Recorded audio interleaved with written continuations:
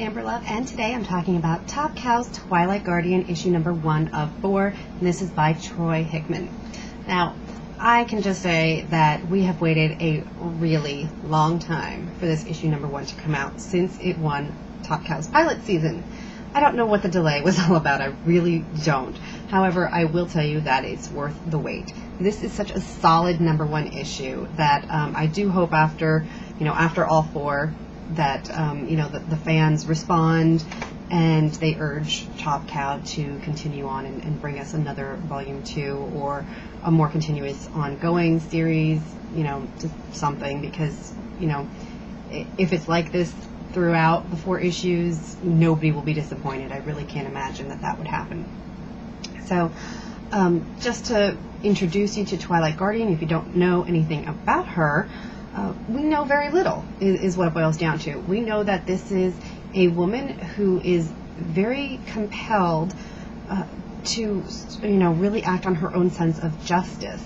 But what differentiates her from characters like Green Hornet and Batman is that this is not going to be a high action adventure detective book.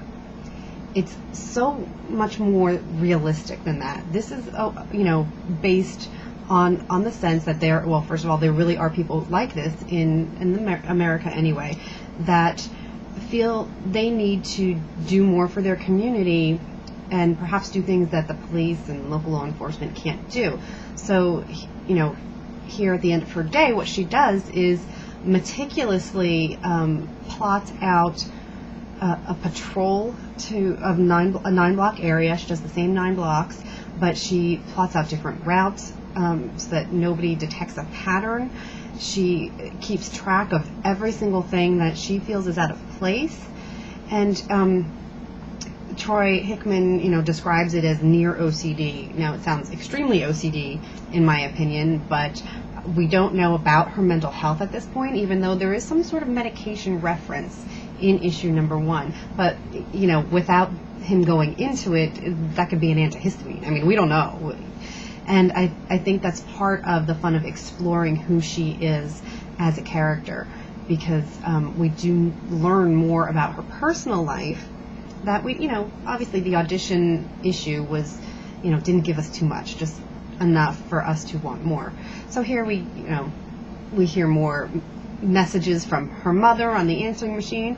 We learn more about her father, and we learn about, a little bit anyway, about her past romantic life. Now, as far as the artwork goes, the story is so strong that I sort of didn't even really get that involved in the art, except to notice that I really did enjoy it. I think that there's a lot of fine line work involved. I actually like the coloring. A lot of times, I don't know what it is lately, but a lot of the coloring has been turning me off in comics these days. But this I liked. I thought it was really well done. I really liked the scene with Twilight Guardian and her mom. I just think that it came across really well. And I think all of the token butt shots and her in her underwear were not at all gratuitous. I just think that it was meant more voyeuristically, as in, this is us looking in at the life of this unusual person, this person who feels the need to put on a mask and a cat suit and a hoodie and go out every single night to fight crime.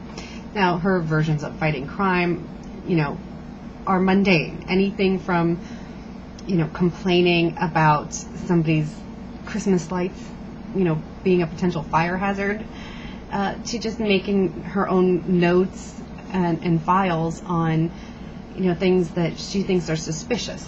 So issue number 1, however, does get into her own self-reflection.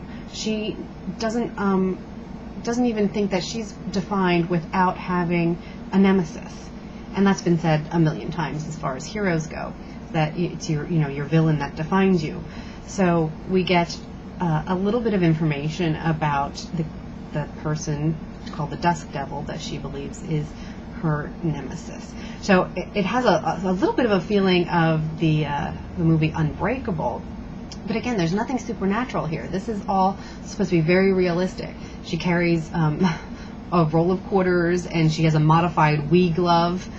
Nothing high tech. So I just think that there's a lot to offer and definitely leave you wanting more. So again, it's Twilight Guardian, issue number 1 of 4, and you know, tell Top Cow you love it. Hopefully we'll get to see a lot more of it in the future. And if you want to debate the whole premise of real life superheroes in the comments, just please do so kindly with each other, because I'm sure we're all going to have differing opinions on that whole subject. So thanks for watching. Be sure to subscribe before you log out.